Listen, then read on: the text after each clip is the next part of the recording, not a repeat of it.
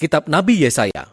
Yesaya tinggal di Yerusalem pada paruh terakhir periode kerajaan Israel, dan dia mewakili Allah berbicara kepada para pemimpin Yerusalem dan Yehuda. Pertama-tama, dia berbicara tentang penghakiman Allah. Dia memperingatkan para pemimpin Israel yang jahat bahwa akan ada harga yang harus dibayar atas pemberontakan mereka terhadap perjanjian mereka dengan Allah. Bahwa Allah akan memakai kerajaan-kerajaan besar, yaitu Asyur, setelah itu Babel, untuk menghakimi Yerusalem jika mereka tetap menyembah berhala dan menindas orang miskin. Namun pesan penghakiman ini dibarengi dengan pesan pengharapan. Yesaya sungguh percaya bahwa suatu hari nanti Allah akan menggenapi semua janjinya, bahwa ia akan mengutus seorang raja dari keturunan Daud untuk mengokohkan kerajaan Allah. Ingat 2 Samuel 7, bahwa ia akan menuntun Israel menaati hukum-hukum perjanjian yang dibuat di Gunung Sinai. Ingat Keluaran pasal 19. Dan semua ini terjadi supaya berkat dan keselamatan dari Allah akan mengalir ke segala bangsa seperti yang telah dijanjikan Allah kepada Abraham dalam Kejadian pasal 12. Dan pengharapan inilah yang mendorong Yesaya untuk berbicara melawan kejahatan dan penyembahan berhala Israel di zamannya.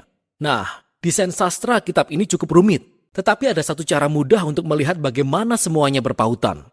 Pasal 1 hingga 39 terdiri dari 3 bagian besar yang berisi peringatan Yesaya mengenai penghakiman atas Israel. Dan semuanya berujung pada sebuah kejadian yang disebutkan di akhir pasal 39. Kejatuhan Yerusalem dan pembuangan ke Babel. Namun di pasal 1 hingga 39 juga terdapat pesan pengharapan bahwa setelah pembuangan, semua janji Allah akan digenapi. Dan pasal 40 hingga 60 berbicara tentang janji pengharapan tersebut dan menjabarkannya lebih lanjut. Dalam video ini, kita akan fokus membahas pasal 1 hingga 39.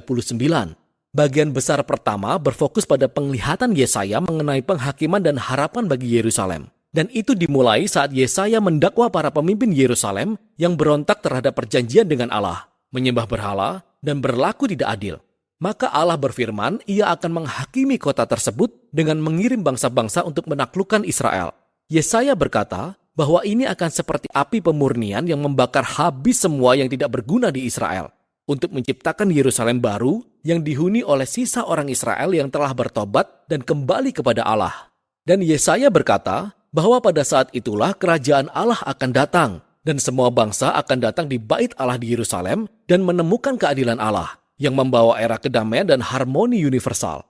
Nah, inilah alur cerita dasar Yerusalem lama, penghakiman yang memurnikan menuju Yerusalem baru, yang akan diulang-ulang di sepanjang kitab ini dengan penambahan detail-detail yang semakin banyak.